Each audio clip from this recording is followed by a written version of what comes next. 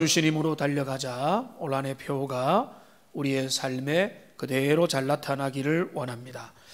사도 바울은 대표적으로 주가 주신 힘으로 달려갔던 하나님의 사람입니다. 예수님을 만나고 은혜를 받고 새 사람이 되고 난 다음부터 이전에 살던 자신의 힘, 율법의 힘, 전통의 힘을 따라가던 삶을 버리고 주님이 주시는 힘을 따라 그의 인생을 걸어갔습니다. 그럼 오늘 본문 13절에도 그렇게 고백하고 있습니다. 내게 능력 주시는 자 안에서, 그분이 주시는 그 힘을 따라서 내가 모든 것을 할 수 있느니라 선언을 하고 있습니다. 그러면서 바울은 빌립보 교회를 향하여 편지를 마무리하면서 이렇게 말합니다. 나는 자족하는 삶을 배웠다. 여러분, 자족이라는 게 뭡니까? 자족은 스스로 족할 줄 아는 마음, 이게 바로 자족의 비결입니다. 자족, 스스로 만족하는 것, 특별히 물질적인 부분에서 있는 것으로 만족하고 부유하든 가난하든 그 있는 상황에 족할 줄 아는 마음, 그게 바로 자족의 마음인데요. 오늘날 우리에게 진짜 필요한 마음이 바로 이 자족의 마음입니다. 오늘 우리가 살아가는 세상 가운데 살다 보면은 우리 인생은 누구든지 주변 환경의 영향을 받게 되어 있습니다. 그리하여 환경의 마음이 흔들리다 보면 자족의 마음이 사라져 버립니다. 그래서 자족의 마음이 사라지면 마음에 불만족이 생깁니다. 근데 이 불만족은 다양한 형태로 연결이 됩니다. 그게 뭡니까? 원망하는 마음, 불평하는 마음, 불만과 시기와 질투와 비교의식과 경쟁과 극한 스트레스, 그리고 더 심하게 되면 우울증과 조울증, 그리고 더 심하게 되면 극단적인 선택까지 하게 되는 쪽으로. 그러니까 이게 내 삶에 자족하지 못하는 삶은 작게는 단순히 그냥 신경 쓰이고 스트레스지만은 그게 우리의 삶의 다양한 문제들로 나타나게 되어 있는 것입니다. 근데 바울은 자족의 원리를 배웠다, 자족의 비결을 깨달았다라고 말하고 있습니다. 이 자족은요, 자족하는 삶은 정신 승리가 아닙니다. 여러분, 정신 승리라고 하는 그 표현은 멋있는 말이잖아요. 정신 승리. 그런데 이거를 저는 제 아이들을 통해서 알게 되었는데, 그거는 꼭 좋은 말이 아닙니다. 약간 비꼬는 말인데 신조어입니다. 이 정신 승리가 요즘에 이제 신조어 사전에 보면 이렇게 되어 있습니다. 뭔가 하면 경기나 경합에서 겨루어 패배하였지만 자책감에서 벗어나기 위하여 자신은 지지 않았다고 정당화하는 심리적인 상태, 그게 바로 정신승리라는 겁니다. 패배를 했는데 나의 패배를 인정하지 않기 위해서 나는 이거 괜찮다, 원래 나는 이길 마음이 없었다, 이런 식으로 하면서 스스로 위안을 갖는 마음, 그게 정신승리라고 요즘의 세대에서 그렇게 차용을 하는 단어인 것입니다. 사도 바울은 지금 자신의 형편이 가난하고 지금 먹는 문제도 어려운 상황에 있으니까 정신승리 차원에서 자족의 비결을 말하고 있는가? 전혀 그렇지 않습니다. 정신승리하는 것이고 손가락으로 하늘을 가리는 그런 것이 아니라, 바울은 어떠한 형편이든지 흔들리지 않는 삶, 부요하든지 가난하든지 하나님 안에서 인생길을 잘 걸어가는 아주 견고한 삶의 비결을 그가 느끼게 되었고, 나는 그 삶을 걸어가고 있다라고 말하고 있는 것입니다. 그러니까 우리에게 그게 필요합니다. 단순히 정신승리, 나는 그쪽으로 가지 않을 거야, 나는 원래부터 관심이 없어서, 이렇게 스스로 위안을 하는 게 아니라, 여러분, 족할 줄 아는 마음, 상대적으로 비교하여 저 사람은 저런데 그 사람은 이런데라고 하는 그 상대에 비교하여 내 마음이 불편해지는 것이 아니라 내게 있는 나의 상황 가운데 주어진 그 상황이 하나님이 허락한 최선임을 알고 그 가운데서 감사하고 그 가운데서 예배하며 찬양하며 그 길을 걸어가는 그 마음, 그게 바로 자족하는 삶이고, 신자들에게는, 저와 여러분에게는 이 자족의 삶이, 자족하는 비결을 배우는 것이 너무나 중요하다는 겁니다. 그 자족의 비결을 배우지 않으면은 뭔가 문제가 생기면, 물질의 문제가 생기고 우리의 삶의 문제가 생기고 자녀의 문제 생기고 다른 문제 생기면 계속해서 흔들릴 수밖에 없게 되는 겁니다. 그러나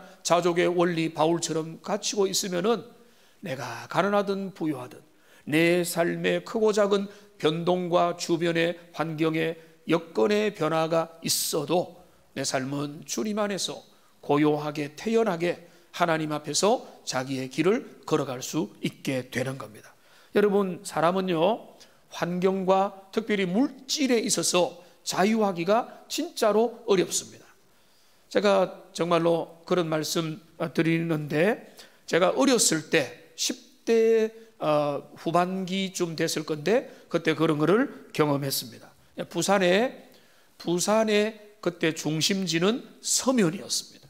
부산에서 야, 우리가 놀러 가자 이러면은 서면으로 가야 됐습니다. 요즘에는 중심지가 몇 군데 분산이 되어 있지만은, 서면에 이제 친구와 같이 가서 여기저기 뭐 특별히 할 일이 없어도 이제 시내를 이렇게 구경을 하러 가면 호주머니에 10,000원짜리가 한 장이 있으면 마음이 든든해지고요, 호주머니에 차비밖에 없고 돈이 없으면 그 시간들을 충분히 즐기지 못하는 내 마음을 그때 확인을 했어. 그러면서 야, 뭐 심각한 문제가 아니고 우리가 어디 외출할 때 비상금이나 지갑이나 요즘에는 뭐 이렇게 카드나 이런 것들을 챙겨서 가겠지만은, 그런데 그런 것들이 없으니까 내게 주어진 그 시간을 참 이렇게 누리지 못하는구나.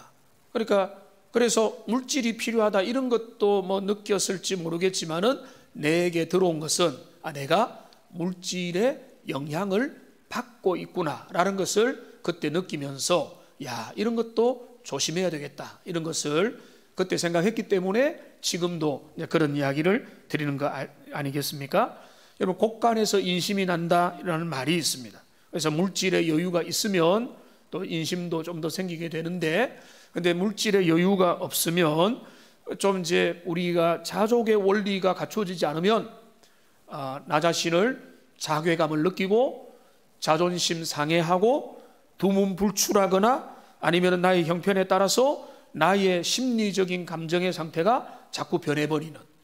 그런데 물질이 좀 생기면 자족의 원리를 안 배우면은 갑자기 어깨에 힘이 들어가고 잘난 척하고 교만하고 주변을 다스리려고 하는 그런 쪽으로 또 바뀌게 된다든지. 그러니까 이게 우리의 삶에 물질의 있고 없고가 우리의 내면의 어떤 그 상태를 흔들어 놓기도 하고, 그러나 자족의 원리를 깨달은 사람은 비교적 고요하게, 어려움 당하면 당연히 신경이 쓰이지만은 신경만 쓰일 뿐 그것이 내 마음을 앗아가지는 않게 된다라고 하는 것입니다.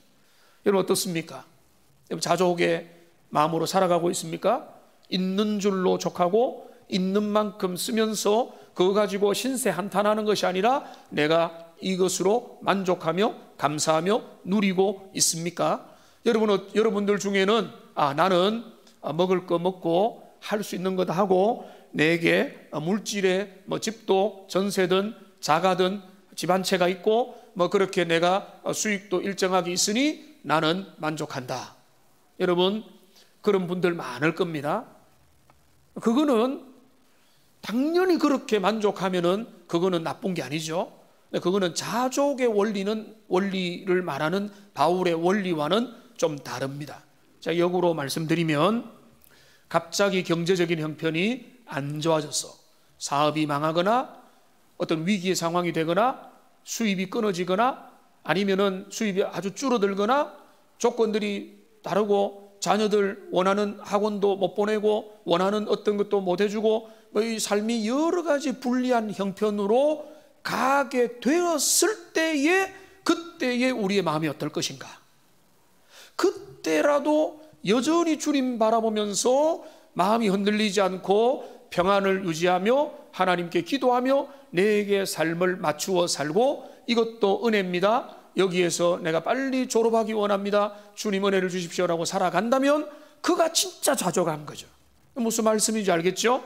내가 지금 큰 문제 없으니까, 지금은 역경이 없으니까 감사합니다. 이거는 그냥 기본인 것이고, 바울이 말하는 자족의 원리는 좀 다른 겁니다.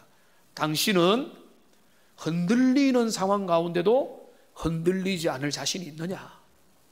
너의 삶이 요동칠 때도 태연하게 하나님을 바라볼 그 내면이 준비가 되어 있느냐? 환난 날에 너는 어떻게 행동할 거냐? 이게 바로 바울이 묻는 자족의 원리가 우리에게 확인되어 갈 것이라는 겁니다. 아마 우리들 중에 꽤 적지 않은 사람이 물질에 문제가 생기고 삶이 흔들리면 정신을 못 차리고 두문불출하고 나는 정말로 사람들 앞에 얼굴도 보이기 싫다 하고 자신을 아마 그 깊은 어둠 속으로, 동굴 속으로 들어가 버릴 수도 있다라고 하는 것입니다. 그거는요, 자족하지 못했다는 거죠. 그러니까 지금 내가 꾸준한 수입이 있고 꾸준하게 내가 든든하게 쉴 곳이 있고 내가 뭔가 그래도 연금이 나오고 뭐가 나오고 해서 괜찮겠다라고 해서 내가 괜찮다, 이 정도면은 그래도 감사하지. 이거는 기본이지만 바울이 말하는 진짜 자족의 원리는 그걸 더 넘어가는 거예요. 너의 삶이 흔들릴 때도 너는 주님 안에서 너의 길을 걸어갈 수 있겠는가? 이게 이제 바울이 말하는 자족하는 인생이라는 겁니다. 우리가 배경을 잠시만 살펴보겠는데요, 바울이 지금 어떤 상황에 처해 있는가 하면 바울은 감옥에서 이 편지를 쓰고 있습니다.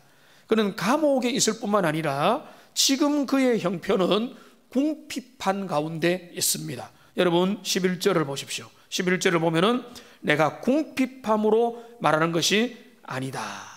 그 다음에 12절에 보면은 비천이라고 하는 단어가 나옵니다. 그 다음에 배고픔이라고 하는 단어가 나오고 궁핍이라고 하는 단어가 나오죠. 그 다음에 14절에 보면은 내 괴로움이라고 하는 단어가 나옵니다. 이거로 우리가 다 연결하면 바울의 형편을 대략 짐작할 수가 있습니다. 감옥에 있습니다. 지금 바울은 좀 가난을 경험하고 있습니다. 원하는 만큼 필요한 만큼 의식주도 제대로 생활이 안 될 정도의 형편 가운데 놓여 있는 것입니다. 그런데 이런 형편에 있는 바울의 소식을 듣고 빌립보 교회가 후원을 재개하게 되었습니다. 마치 이거는 뭔가 하면 우리가 후원하던 선교사들을 선교 후원금을 중단하게 되는 일이 있습니다. 여러분, 교회는 교회 필요를 따라 쉽게 중단하지만 선교사들에게는 너무나 가슴 아픈 일이에요. 근데 뭐 말도 못하죠. 왜 끊었습니까? 라고 말을 하겠습니까? 그렇게 안 되죠. 그러니까 우리가 항상 그 후원 관계를 시작할 때도 잘해야지만은 질서 있게 또 잘 안내도 해주고 그 후원 관계를 해야 되는데, 이 빌립보 교회가 바울을 위해서 몇 번 도왔습니다. 여러분 여기 보십시오. 16절에 보시면은 데살로니가 있을 때 너희가 한 번뿐 아니라 두 번이나 나의 쓸 것을 보내었도다. 그 다음에 18절에 보면은 에바브로디도 편에 너희가 준 것을 내가 받아서 내가 풍족하다라고 말하고 있습니다. 그러니까 지금 일종의 끊겼던 그 후원의 관계, 좋았던 그 동력자의 관계가 새롭게 회복이 되었던 겁니다. 그래서 10절을 보시면은 내가 주 안에서 크게 기뻐함은 너희가 나를 생각하던 것이 이제 다시 싹이 남이라. 다시 싹이 났다는 것은 이제 우리의 그 동력자 관계가 새롭게 회복되어서 너희가 나에게 물질의 도움을 주고 내가 지금 궁핍한 삶, 가난한 삶에 너희가 혜택을 줬다. 너무 감사하다.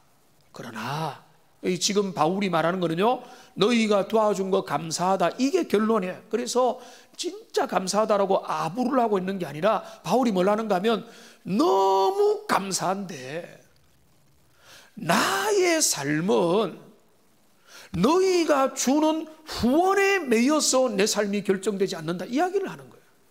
정반대입니다. 나는 자족하는 삶을 주님 앞에 살고 있다. 그런데 너희가 내게 후원을 제기해 주니까 너무 감사하다, 기쁘다, 주 안에서 기쁘고 나는 정말로 하나님 앞에 감사하고 너희와 나의 관계가 회복되니까 감사한데 나는 그것에 의지해서 살아가지 않는다. 나는 주님 안에서 부요함도 누리지만은 궁핍함도 견딜 수 있다. 왜? 주님이 허락하셨기 때문에. 감옥에 가 있는 것도 주님의 뜻 가운데 된 거기 때문에 문제없다, 이렇게 그는 하나님 앞에 자신의 인생 철학을 빌립보 교인들에게 말하는 거예요. 그러니까 빌립보 교인들이 물질을 도왔잖아요. 그러니까 감사하다, 넙죽 엎드려 가지고 너무 감사하다, 이거 아니면 나는 죽습니다, 이렇게 말하는 게 아니라, 여러분 잊지 마십시오. 내가 여러분에게 너무너무 감사하지만은 나는 거기에 매여서 사는 자가 아닙니다 라고 말하고 있는 거예요. 그러니까 그게 자족의 비결입니다. 그러니까 오늘 이 자족의 비결의 원리를 몇 가지로 살펴보겠습니다. 먼저 우리가 가장 보편적으로 오늘 본문에 나와 있는 자족의 원리는 뭔가 하면, 모든 형편 가운데 거할 수 있는 힘, 그게 바로 자족의 비결입니다. 그러니까 자족의 비결은 부요하니까 이 정도면은 나는 괜찮다, 나는 그래도 먹고 사는데 문제가 없으니까 괜찮다, 이게 자족이 아니고요. 그거는 나쁜 게 아니지만 자족이 뭔가 하면, 가난한 형편과 부요한 형편과 배부름과 배고픔을, 그 상황을 모두 다 누릴 수 있는 게 자족의 원리라. 그러니까 바울이 말하는, 여기 보십시오. 오늘 12절을 보십시오. 12절에 보면은 여기 비천과 풍부가, 배부름과 배고픔이 풍부와 궁핍이 교차적으로 나타나고 있다는 겁니다. 그러니까 나는 비천에 처할 줄도 알고 풍부에 처할 줄도 알고, 나는 비천으로 자랐기 때문에 비천한 데 사는 게 익숙합니다, 이 말이 아니에요. 가난이 내 몸이 가난을 기억합니다, 이런 것도 아닌 거예요. 나는 비천한 상황에 내몰리면 거기에도 살아갈 수 있고, 풍부한 상황에 있으면 풍부도 누릴 수 있는, 나는 배부름도 경험하고 배고픔도 경험하고 풍부와 궁핍에도 처할 줄 아는 일체 비결, 이게 바로 자족의 원리가 되는 겁니다. 바울은요, 어릴 때부터 지질이 가난하게 살았기 때문에 지금 가난과 궁핍을 경험하는 게 아니에요. 바울은 원래 엘리트 가문, 괜찮은 가문에서 자랐지 않습니까? 그가 엘리트 가문에서 자랐다는 증거가 뭡니까? 어릴 때부터 가말리엘 문화에서 율법 교육을 받고 아주 정통파 괜찮은 유대인 그 족속에서, 베냐민 지파입니까? 거기서 자라고, 그래서 모든 그 경건한 유대인의 흐름에서 자라고 훈련을 받은 것을 보면은 그가 어릴 때 가난하지는 않았다는, 누릴 만큼 누리고 먹고 입고 사는데 큰 어려움 없고 의식주 문제로 고민해 본 적이 없다는 거예요. 그러니까 지금, 그런데 바울이 소명을 받고 부르심 가운데 나서다 보니까 이제 그의 삶은 불투명해졌습니다. 여러분, 목회자든 선교사든 다 그렇습니다. 하나님 앞에 소명을 받고 그 본격적으로 나아가는 순간에 그가 이제는 확정할 수 있는 건 없는 거예요. 그죠? 여러분, 꼬박꼬박 월급을 받고 어떤 정해진 경로를 따라가고 그런 게 아닌 겁니다. 선교사님들 더 그렇죠. 후원을 의지했고, 근데 후원도 본국의 상황에 따라 IMF 때, 또 경제 위기 때, 오늘같이 코로나 시기에 이래 되면은 교회도 힘들어지면은 먼저 끊는 게, 느슨한 관계에 있는 선교사님의 후원부터 끊게 돼 있는 게 그게 이상하다는 게 아니라, 그렇게 하면은 선교사의 삶은 지극한 어려움에 노출되고, 선교사든 농어촌의 도시의 목회자든 대부분의 많은 목회자와 하나님의 사역자들이 불투명한 재정 상황 속에 노출될 수밖에 없는 겁니다. 바울의 삶도 그랬습니다. 주님이 은혜 주시고 하나님 앞에서 영광의 그 비전을 받았지만은 그가 이제 주님 은혜 받고 나가다 보니까 재정적인 삶은 불투명해졌습니다. 그러나 불투명해졌다는 것이 바울이 아주 가난하게만 살았다는 의미가 아닙니다. 때로는 루디아라고 하는 과부 여성이 바울을 전심 물심양면으로 도와줬습니다. 그 다음에는 브리스길라와 아굴라라고 하는 멋진 부부가 바울의 동력자가 되어서 아주 힘을 실어주고 그의 여러 가지 상황 속에 든든한 동력자, 후원자가 되어줬습니다. 그러니까 바울은 넉넉하게 살기도 했던 겁니다. 그런데 지금의 상황은 뭔가 하면 그가 어려운 형편 속에 감옥에 갇히고 후원들도 좀 중단되고 또 아시아에 기근이 들어가지고 여러 가지 교회들이 축소지향적이 되는 그런 상황 속에서 바울의 형편이 이런 건데 여기에 빌립보 교회가 호응을 했지만은 바울은 말하는 진짜 자족의 원리는 나는 원래부터 우리 집안은 가난하니까 나는 가난에 최적화되어 있다, 이 말이 아니에요. 바울이 말하는 자족의 삶은 뭔가 하면 내게 허락된 그 삶을 긍정하면서 하나님이 내게 허락한 그 모습이다라고 인정하는 삶의 자세가 자족의 원리라. 내가 지금 이렇게 살아가는 거 하나님 앞에 원망하고 시험 들고 나는 왜 이렇습니까? 남들은 저런데라고 비교하고 상대적으로 열등감을 가진 게 아니라 내 삶을 긍정하는 거죠. 하나님, 내게 주어진 이 삶 감사합니다. 하나님, 내게 부유함 돌아가시고 내게 가난함 돌아가시고 이런 멋진 세계도 경험하고 이런 고난도 경험할 수 있었다면 그 모든 것들이 하나님 앞에서 누리는 겁니다. 풍요의 때도 풍요하게 누리고 가난할 때도 가난을 누리는 것, 이게 진짜 자족이라는 거죠. 그러니까 우리가 배워야 될 자족의 원리는 우리의 상황과 형편이 달라져도 그 가운데서 주님 앞에 감사하며, 그러니까 가난할 때 자족한 사람은 그 자족의 원리를 가지고 성실히 살다 보면 하나님이 또 가난의 문제에서 해방되게 하시고 또 어느 때는 또 부유하게 하시면은 교만하지 않도록 부유한 삶 가운데 또 물질을 나눌 줄 알고 하나님 앞에서 잘 관리하는, 그게 자족의 삶. 그 자족의 삶은 균형의 삶입니다. 부유함과 가난함, 배부름과 배고픔. 그러니까 여러분, 물질의 여유가 있는데 내가 아주 구두쇠처럼 정말 아껴서 먹고 누리지 못하고, 이것도 자족의 삶이 아니에요. 하나님이 여러분에게 넉넉함을 주셨다면 어느 정도는 누리고 맛있는 음식을 먹으면서 인생을 즐기는 것이 정죄받아야 될 것은 아니에요. 그러니까 여기는 금욕주의를 말하고 있는 게 아니에요. 바울은 배불렀던 적이 있다는 거잖아요. 나중에 올해 한 3월, 지금 2, 3월에 되면은 제가 설교 시리즈를 준비하고 있는데 그 중에 하나가 탐식이라는 게 있는데요.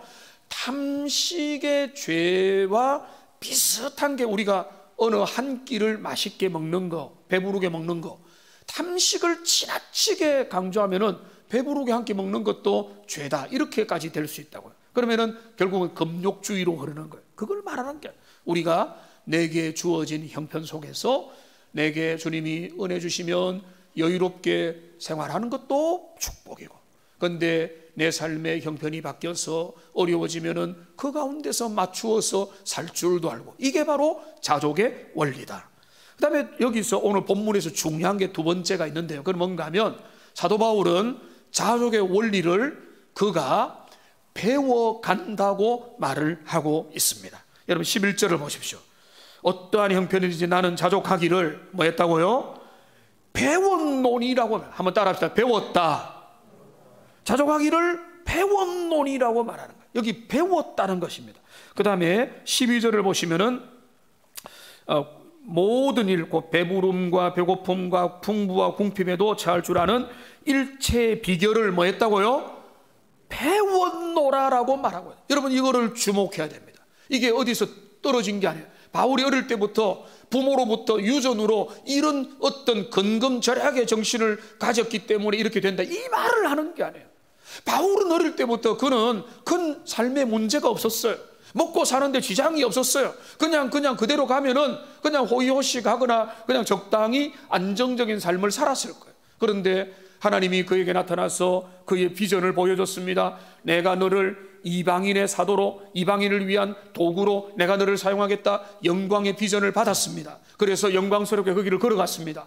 그러면은 하나님이 그 비전하면서 그 뒤에 내가 너에게 한 달에 얼마를 보장해 줄게, 1년에는 얼마를 채워줄게, 너의 삶의 10년 후에는 이렇게 될 거야 라고 하나님이 알려주셨습니까? 안 알려주셨죠.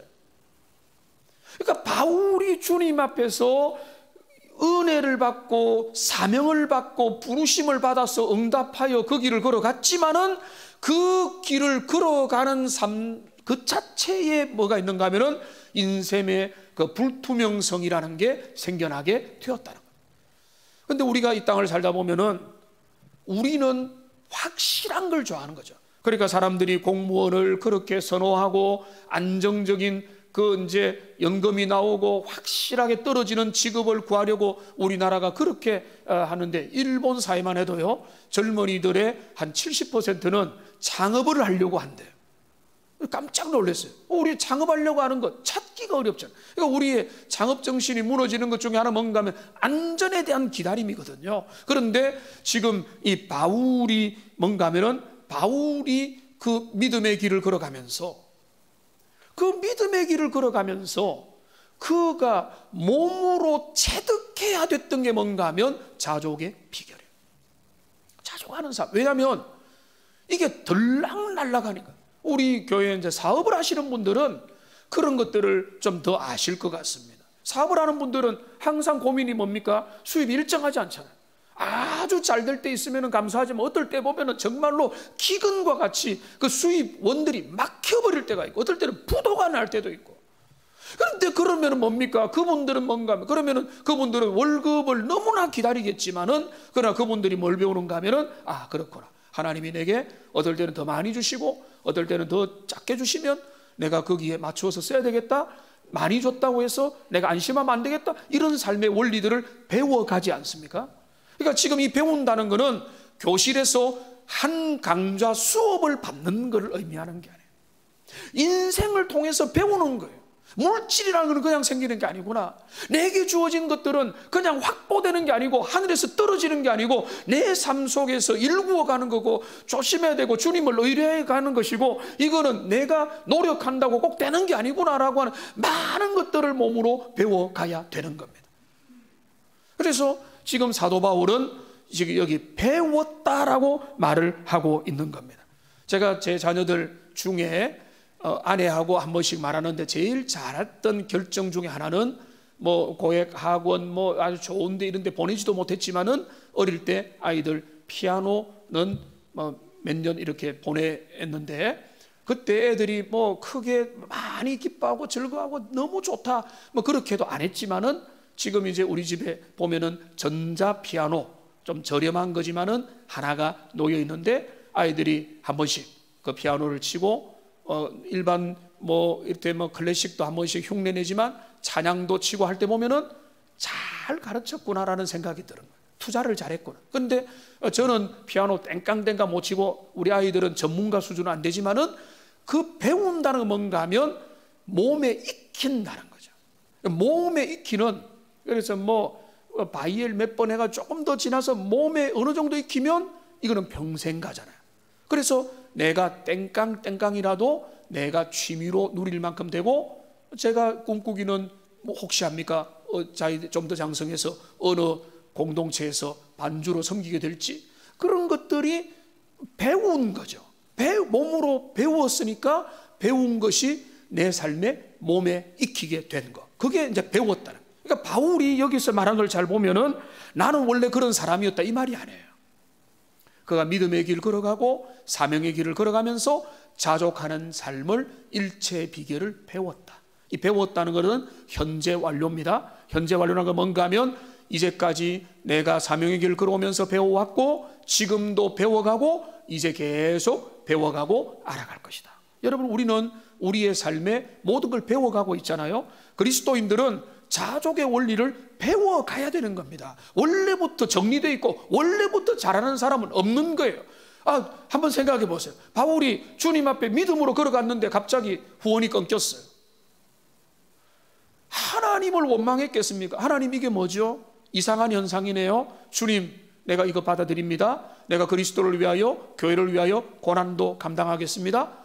그 주님의 마음을 배우는 거예요. 우리 주님 앞에서 서는 마음을 배우게 되는 거죠. 그러니까 우리가 젊은이부터 우리 모두가 이 자족의 원리를 믿음의 길을 걸어가면서 여러분 11조도 하고 헌금도 하고 또 선한 일도 하면서 하려면은 자족하는 삶을 살지 않으면 어떻게 그 일을 하고 싶은 거 다 하면서는 결코 그 일을 이룰 수 없기 때문에 그런 것입니다. 그러니까 자족의 원리는 배우는 것이다. 몸으로 익히는 것이다. 삶으로 준비해 가는 것이다. 이게 오늘 바울이 말하고 있는 내가 배웠다라고 하는 자족의 원리가 되는 겁니다.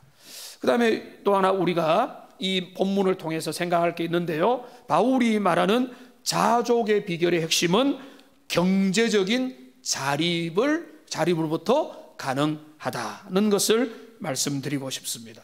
자족은 물질과 경제적인 부분에서 여기에서 다루고 있는데, 사람은 자신의 환경에 익숙해지는 그런 사람입니다. 제가 첫 번째 교회에서 저에게 허락된 차가 뭔가 하면은 스타렉스 신형이었습니다. 기분 좋았습니다. 대학생들, 청년들 태워다니면서 그걸 가지고 열심히 탔습니다. 뭐 그 전에 중고차도 좀 몰았지만은, 근데 여러분 보십시오. 그 다음에 아반떼 새 차가 생겨났습니다. 기분 좋았습니다. 그래서 요즘에 소나타를 타고 다녀요. 기분 좋습니다. 그런데요, 벤츠를 타고 다니는 사람들이 어느 날 내가 티코, 요즘 티코 모닝을 몰아야 되는 상황에 되면 어떨까요? 마음이 너무 힘들겠죠. 차라리 내가 사람들에게서 시선을 피해야 되겠다, 이렇게 되지 않겠습니까? 근데 자족의 원리는 뭔가 하면, 벤츠를 타던 사람이라도 내 상황이 내가 모닝을 타고 다니면서도 전혀 내 마음이 흔들리지 않는 상태, 그게 자족의 원리예요. 내가 걸어 다녀도 괜찮다, 내가 지하철 타고 다녀도 괜찮다, 내가 내 삶의 형편만큼 내가 살면 되는 거다, 이렇게 작정을 하고 이렇게 사는 게 그게 중요한 거예요. 그러니까 여러분, 내가 내게 주어진 수준, 내게 주어진 형편, 내게 주어진 상황에서 그거를 누리고 감사하되, 그러나 여러분 형편에 익숙한데 내가 뭐 더 좋은 차, 그랜저 타고 뭐 타고 뭐 아주 좋은 차, 수입차, 여러분 능력 되면은 타십시오. 그러나 여러분 잊지 마십시오. 거기에 여러분의 삶이 너무 적응이 되면 내려오지 못합니다. 그래서 내가 벤츠 못 타고 지하철 타고 다녀야 되면은 내 삶은 실패한 삶이 하면서 아주 극단적인 생각을 하고 인생을 우울하게 봐. 그게 뭔가 하면 자족의 원리가 경제적인 면에서 맞추어져 있지 않기 때문에 그런 거예요. 그러니까 부유할 때는 부유하게 누리고 가난할 때는 가난함을 감당할 수 있는, 그러니까 구두쇠로 살아가는 게 아니라 내게 허락된 분복을 생각하고 거기에서 허비하지 않고 거기에서 자린고비가 되지 않고 거기에서 욕심내지 않고 자신의 삶을 걸어가는 겁니다. 여기 젊은이들도 좀 있고 경제 생활을 초기에 하고 있는 분들도 있고 또 우리 성도님들 다 드려야 될 내용이기 때문에 여러분 어떻게 생각할지 모르겠지만 기가 막힌 인터넷 최근에 기사를 읽었습니다. 참 너무 걱정된다. 그게 어떤 건가 하면은 여러분 하우스 푸어라고 하는 말을 들어보셨죠? 그 뭔가 하면 전세나 자기 집을 가지고 있지만 그 집을 가지는 것 때문에 너무 가난하고 힘들게 사는 사람이 하우스 푸어인 상태에 있는 사람이에요. 그런 사람들이 작지 않습니다. 최근에도 제가 정말로 눈물겨운 그런 이야기를 멀리서 들었는데 그렇게 될 수 있습니다. 자, 그런데 하우스 푸어도 그래서 이해가 돼요. 우리 같은 삶에서 집 한 채라도 있어야 되고 그렇게 해야 되니까 억지라도 했는데 거기에 뭐 대출 갚다 보니까 너무 힘든 거 하우스 푸어인데, 신종어가 있죠. 신종어, 카푸어가 있어요. 카푸어족이라고 있는데 이 카푸어는 뭔가 하면 좋은 차를 굴리기 위해서 가난해지는 상태를 의미합니다. 그러니까 젊은이들 중에 그런 사람이 있는데 그 기사에 났어요. 근데 이 사람은 뭔가 하면 29살인가 하는 젊은 결혼한 남성인데 그는 고급 수입차인 포르쉐를 타고 다닙니다. 너무 그 차를 몰고 싶어가지고. 근데 그 차를 타고 다니는데 그는 이 차를 끌기 위해서 하루에 2가지 직업을 선택하고 16시간씩 일을 합니다. 아내도 있고 자녀도 있습니다. 근데 그가 산 차가 능력이 안 되는갑죠. 15만 킬로가 되는 중고 포르쉐 카이엔이라는 차를 3,300만 원에 구입을 했어요. 구입하자마자 1,000만 원을 들여가지고 대수리를 했습니다. 그리고 60개월 전액 할부로 구입을 하고 매달에 차량의 유지비로 140만 원이 들어갑니다. 그래서 그가 인터뷰 속에 이렇게 말합니다. 제 인생이 어차피 할부라서 우리의 가게도, 그도 이제 가게를 하는데 가게도 할부고 차도 할부고 조만간 기름값도 할부로 넣어야 될 상황이 될 것 같습니다 라고 말을 하고요. 근데 그가 게으른 사람이고 이상한 사람이 아니에요. 그의 수입이 600만 원이에요. 근데 그가 두 가지 잡을 가지고 있는데 하나는 직장 다니면서 300만 원을 벌고 하나의 일을 통해서 자기 사업을 하면서 300만 원을 버는데 600만 원의 거의 대부분을 그 포르쉐 한 대를 유지하기 위해서 쓴다. 그런데 제가 더 기가 막힌 거는 그 밑에 있는 댓글을 인용한 기사네요. 칭찬들이 그래 많다는 거. 당신의 삶을 응원합니다. 정말로 열심히 사는 모습이 참 부럽습니다. 축복하겠습니다. 잘 되기를 바랍니다라고 하는 그런 긍정적인 댓글들이 거기에 쏟아졌다는 겁니다. 모르겠어요. 여러분 청년들이 그런 걸 꿈꾸고 나도 그렇게 한번 살아볼까 그렇게 생각할지 몰라도 성경적 삶이 아니에요. 자족의 원리에서 벗어나도 너무 벗어나 있는 것입니다. 내 삶에 허락된 600만 원이라면 차라리 간단하게 말하면 수입을 한 400~500만 원으로 줄이고 내가 살 수 있는 아담한 차를 타든지 지하철 타고 다니면서 그 가정을 위해서 그 삶을 드리고 자녀를 돌보고 그의 삶의 의미를 추구해야 되는데 그 의미를 차, 신차, 수입차, 좋은 차 거기에다가 막혀서 거기에 인생을 몰입해서 그 수많은 자원들을 거기에 투입하는 거 주님이 기뻐할까요? 그거는 결코 자족하는 삶이 될 수가 없다는 겁니다. 그러니까 여러분 우리가 자족의 삶을 살기 위해는요 내 소득과 내 상황과 나의 경제적인 형편에 만족해야 됩니다. 만족한다는 것은 거기에 맞추어 살아야 돼요. 내가 200만 원을 벌면 200만 원 안에서 맞추어 살아야 되고 내가 1,000만 원을 벌면 1,000만 원 안에 맞추어 살되 1,000만 원치를 마음껏 쓸 수 있는 삶이라는 게 아니에요. 1,000만 원을 벌면 내가 이제 욕구의 실현이라니까 예를 들어서 한 400~500만 원을 내가 우리 가정을 위해 쓰지만 나머지 물질을 가지고는 내가 미래를 준비하고 하나님이 기뻐하는 일들을 하며 또 넉넉한 삶을 위해서 어떻게 내가 이것을 사용할까 이렇게 의미 있는 인생으로 전환을 해야 모든 삶에서 자족하는 삶을 살 수가 있다는 것입니다. 그러면은 네 번째 중요한 이 자족의 원리의 결론이 뭔가 하면 이 자족하는 삶은 오직 복음으로만 가능하다는 것입니다. 세상의 가치관을 가지고는요 자족의 삶을 말하면은 진짜 구닥다리라고 이야기를 할 것입니다. 근데 바울이 말하는 자족의 삶은 어떻게 가능한가 하면은 바로 그래서 여기에 13절이 나오는 겁니다. 13절 같이 한번 읽어보겠습니다. 내게 능력 주시는 자 안에서 내가 모든 것을 할 수 있느니라. 여기 내가 모든 것을 할 수 있다 이 말은 뭔가 하면 내가 풍부에도 거하고 가난에도 거하고 부유할 때나 가난할 때나 내가 주님을 여전히 예배하고 섬기는 내가 흔들리지 않는 상태로 갈 수 있다.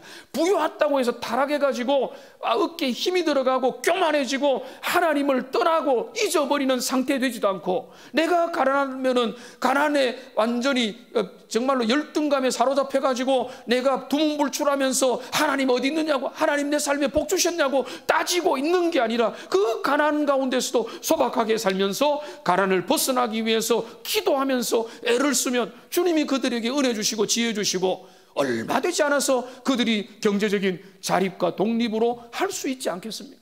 하나님이 원하는 삶이 바로 그런 자족의 삶이라. 13절 말씀 우리가 읽었는데 이 말씀 제가 왜 오늘 본문의 말씀을 끊어서 낭독하지 않고 10절부터 20절까지를 함께 반 이유가 있어요. 빌립보서 4장 13절은요 전 세계적으로 성도들이 제일 좋아하는 구절 중에 하나예요. 근데 그들이 좋아하는 이유가 이상하게 잘못 왜곡되고 변질되었습니다. 이거를 어떻게 보는가 하면 모든 것을 할 수 있다, 여기에 꽂히는 거예요. 그런데 이 모든 것을 할 수 있다는 것을 잘못 해석합니다. 내가 하고 싶은 모든 것, 내가 꿈꾸는 모든 것을 하나님이 뒤에서 우리 부모처럼 어떤 누구처럼 내 뒤에서 팍팍 밀어준다, 이거로 생각을 하는. 지금 모든 것을 할 수 있는 건 뭐죠? 바울이 뭐죠? 그가 가난도 견디고 그에게 다가온 어려운 상황 속에서도 주님을 배신하지 않고 풍부와 가난과 배부름과 배고픔을 견디고 어떤 상황에 처해서도 주님을 예배할 수 있는 그 상태가 되는 게, 그게 모든 것을 할 수 있는 거고, 그거는 바로 어떻게 가능합니까? 앞에 나오죠. 내게 능력 주시는 자 안에서, 주님이 주시는 그 복음의 힘으로만 우리가 그것이 가능하다라고 말씀을 하고 있는 것입니다. 이제 말씀을 정리하겠습니다. 오늘 우리는 물질 만능주의를 살아가고 있습니다. 소비주의가 극심해지고 있습니다. 스마트폰으로 모든 것들을 주문하는 것은 너무너무 편리하지만 이 쇼핑 중독이 되고 우리의 삶이 그 편리함의 노예가 되어서 우리의 삶이 관리되지 못하고 세상의 모든 것들은 쇼핑하라, 돈을 써라, 너가 필요한 모든 것들이 세상에 널려 있다라고 우리를 유혹하고 있습니다. 우리의 중심을 잡지 않으면은 우리 흔들릴 수밖에 없고, 아니면은 자책하게 되고 내 인생 왜 그렇지 이렇게 되고, 열등감과 교만함과 있으면 있는 대로 없으면 없는 대로 잘못된 자족의 삶에서 벗어나게 되는 겁니다. 여러분, 자족의 원리를 우리는 잘 활용할 수 있는 사람들입니다. 왜 그렇죠? 복음의 사람들, 그리스도의 복음, 진짜 부유하시지만은 가난하게 되신 그리스도가 이 땅에 오셔서 보여주신 그 원리가 우리 속에 들어오면 우리는 우리의 상황을 만족하고 감사하며 하나님 앞에 꿈꾸며 우리의 삶을 드릴 수 있는 겁니다. 여러분, 부유하십니까? 부유한 가운데 만족하고 욕망으로 치닫지 마시고, 여러분 조금 가난하고 젊었고 또 지금 약간 힘든 상황을 보내고 있습니까? 기도하면서 그 상황에서 하나님 자족하시고 주님 바라보는, 그래서 정말로 은혜로 멋지게 자족의 원리를 실천해가는, 그래서 주님이 주신 힘으로 그래서 자족하며 인생을 살아가는 하나님의 백성들 다 되시기를 주님의 이름으로 축복합니다. 기도하겠습니다.